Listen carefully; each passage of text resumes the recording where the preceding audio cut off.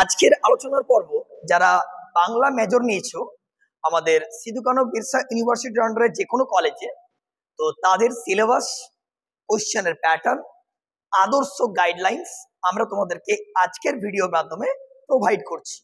যদি চ্যানেল নতুন হয়ে থাকো অবশ্যই সাবস্ক্রাইব, পাশের বেল আইকন প্রেস করতে একেবারেই ভুলবে না।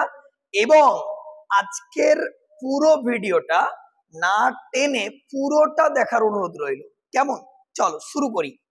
প্রথমেই আমরা দেখব BA Bengali major on honours এসকেবিইউ first semester.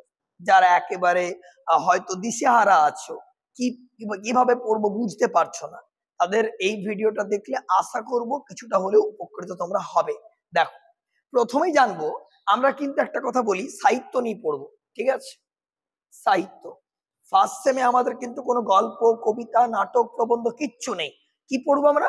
সাহিত্য, অর্থাৎ লিটারেচার। সাহিত্য কাকে বলে তোমরা তো জানো, সাহিত্য হলো সমাজের দর্পণ।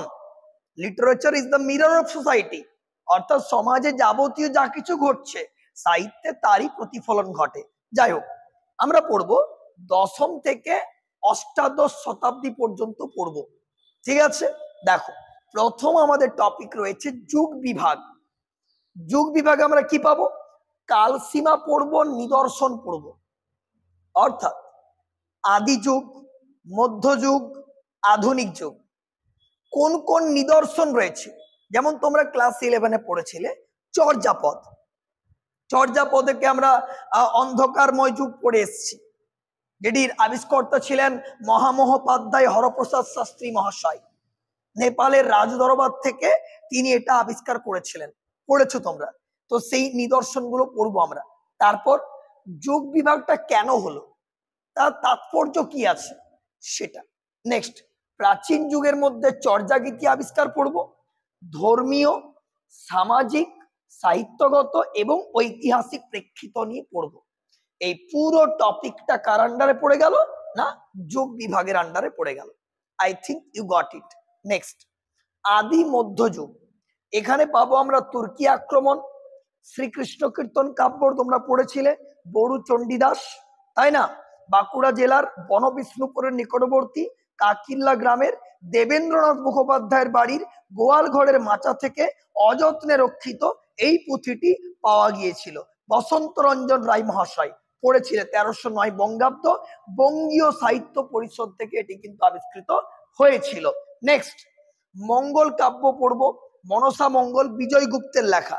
নেক্সট, অনুবাদ সাহিত্য। অনুবাদ তোমরা জানো, অর্থাৎ তর্জমা, এক ভাষা থেকে অন্য ভাষায় রূপান্তর। কি কি পাবো বলো? রামায়ণ, মহাভারত, ভাগবত, এই তিনটে পড়লেই হয়ে যাবে। এই পুরো টপিকটা পড়ে গেল আদি মধ্যযুগের আন্ডারে। আশা করছি ভিডিওটা ভালো লাগছে। ভালো লাগলে অবশ্যই লাইক করে দিও এবং বন্ধুদের মধ্যে শেয়ার করে দিও। নেক্সট দেখো, বৈষ্ণব পদাবলী সাহিত্যের মধ্যে আমরা কাকে পড়বো? বিদ্যাপতিকে পড়বো, চণ্ডীদাস, জ্ঞানদাস, গোবিন্দ দাস, বৃন্দাবনের ষড়গোস্বামী, অর্থাৎ 6 জনকে পড়তে হবে। নেক্সট, অন্তমধ্যযুগের মধ্যে পাবো শ্রী চৈতন্য ও বাংলা সাহিত্য এবং চৈতন্য জীবনী কাব্য। এখানে তোমরা চৈতন্য চরিতামৃত পাবে। মনসা মঙ্গল কেতকা দাস ক্ষেমানন্দের লেখা, এখানে মনসা মঙ্গল পেয়েছিলে, ভুলো না। নেক্সট, চণ্ডী মঙ্গল মুকুন্দরাম চক্রবর্তী লেখা, তোমরা ক্লাস 9-এই পড়েছো, মনে পড়ছে? ওই কলিঙ্গ দেশে ঝড় বৃষ্টি, সেখানে। নেক্সট, ধর্মমঙ্গল কার লেখা গো? ঘনরাম চক্রবর্তী। অন্নদা মঙ্গল কাব্য ভারতচন্দ্র রায়। আচ্ছা, সপ্তদশ শতকের মুসলমান কবি ও কাব্য। মূলত 2 জন মুসলিম কবির আমরা রেফারেন্স পাই, এক সৈয়দ আলাউল, 2 দৌলত কাজী। ঠিক আছে, তোমরা ক্লাস 10-এ পড়েছিলে ওই সিন্ধু তীরে কবিতাটি, সেখানে পদ্মাবতী, ওইখানে ছিল তোমার সৈয়দ আলাউল, ওই ওনার নিয়ে আমরা এখানে ডিটেলসে পড়বো, ঠিক আছে? তারপর চলে আসবো প্রাক আধুনিক পর্ব, অর্থাৎ আধুনিক পর্ব শুরু হওয়ার ঠিক সময়টা, ঠিক আছে? কি কি পড়বো? মহারাষ্ট্র পুরাণ, বাউল গান, গাথা ও গীতিকা, কবি গান ও কবিওয়ালা, টপ্পা এবং পাঁচালী। এগুলো আমরা পড়লে প্রাক আধুনিক পর্বটা কমপ্লিট হয়ে যাবে। তাহলে আমরা যুগ বিভাগ পাবো, আদি মধ্যযুগ পাবো, বৈষ্ণব পদাবলী সাহিত্য পাবো এবং প্রাক আধুনিক পর্ব পাবো। এটাতে গেল মোটামুটি একটা সিলেবাস, আশা করব ক্লিয়ার। এরপর তোমাদেরকে জানতে হবে কোশ্চেনের ধরনটা কেমন, অবশ্যই জানাবো। পুরো টপিকটা যদি আমরা টেক্সট ওরিয়েন্টেড পড়ি, যে কোন যুগে কি কি হয়েছিল, আর যেহেতু সাহিত্য সালগুলো কিন্তু মোস্ট ইম্পর্টেন্ট, তাহলে আমরা পাবো মার্কস 2 এর কোশ্চেন আসছে 15টা, তাহলে 15 দুগুণে 30। মার্কস 5 এর কোশ্চেন আসছে 5টা, তাহলে 5 5 25। আর 10 নাম্বারের কোশ্চেন আসছে 2টো, তাহলে 20। সব মিলিয়ে কত হয়ে গেল গো? 75। আর 15 নাম্বার ইন্টারনাল, তাহলে এক কথায় কি হয়ে গেল? 90 মার্কসের আমরা পরীক্ষা দেব। তাহলে পুরো যদি টেক্সট ওরিয়েন্টেড পড়া থাকে, এই নাম্বারটা কিন্তু ইজিলি তোমরা স্কোর করতে পারবে। আশা করব ক্লিয়ার।